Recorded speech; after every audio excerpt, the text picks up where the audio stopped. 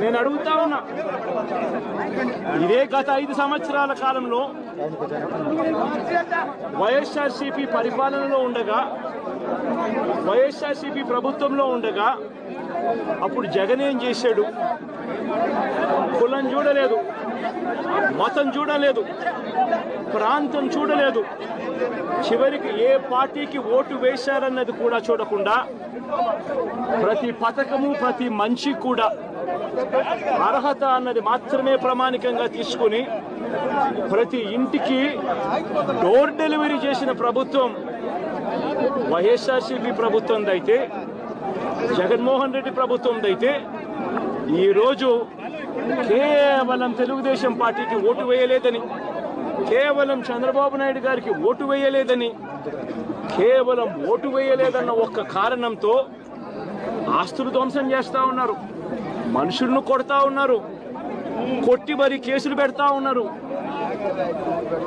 ఇంతటి అన్యాయంగా రాష్ట్రాన్ని రావణ కాష్టం చేస్తూ ఉన్నారు. రాజశేఖర రెడ్డి గారి విగ్రహాలను విరగొడతా ఉన్నారు, పగలగొడతా ఉన్నారు.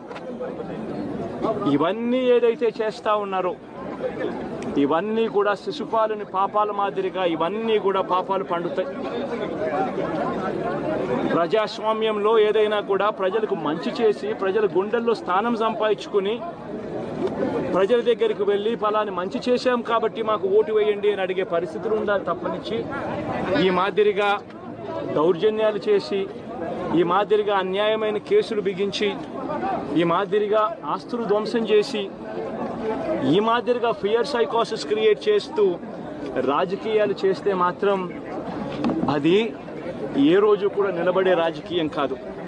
తాత్కాలిక మేలేదైనా జరుగుతుందేమో తప్పనిచ్చి తర్వాత ఓటు వేసేటప్పుడు మాత్రం ప్రజలు ఇవన్నీ కూడా ఖచ్చితంగా గుర్తుపెట్టుకుని లెక్క జమ చేసి చంద్రబాబు నాయుడు గారికి గట్టిగా బుద్ధి చెప్పే పరిస్థితులు రోజులు కూడా తొందరలోనే ఉన్నాయి అని కూడా ఈ సందర్భంగా చంద్రబాబు నాయుడు గారిలో